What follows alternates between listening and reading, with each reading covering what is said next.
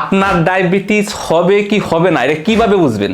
এটা যদি আমরা টেস্টে যাই, যদি আমরা ক্লিনিক্যাল টেস্টে যাই, তাহলে একটা হুমু আয়ার নামে একটা টেস্ট আছে যেটা একটু ব্যয়বহুল, এটা সব ক্লিনিকে পাবেন না, এটা বড় বড় ক্লিনিকে পাবেন।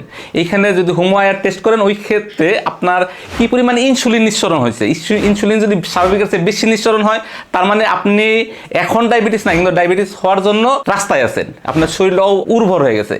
এছাড়াও আমরা যদি স্বাভাবিকভাবে কোনো প্রকার টেস্ট ছাড়া কীভাবে বুঝবো আমার ডায়াবেটিস হবে কি হবে না, এটা গুরুত্বপূর্ণ একটা পার্ট। কিন্তু আমাদের ডায়াবেটিস হওয়ার আগে কিন্তু আপনি জানতে পারেন, তার কারণে একজন মানুষের ডায়াবেটিস হতে 12 বছর সময় লাগে। শুরু হয় 12 বছর আগে, 12 বছর পরে যা প্রকাশ পায়। প্রথম হচ্ছে আপনার খাবারে খিদা বেশি লাগবে, শর্করাযুক্ত খাবার বেশি খাইতে ইচ্ছা করবে, এবং কি fast food, junk food, rich food, process food, এই খাবারের মধ্যে আগ্রহ বেশি থাকবে, এবং কি আপনি আগের চেয়ে স্বাস্থ্যটা বেশি হতে থাকবে, আপনার টয়লেটের সমস্যা হতে থাকবে।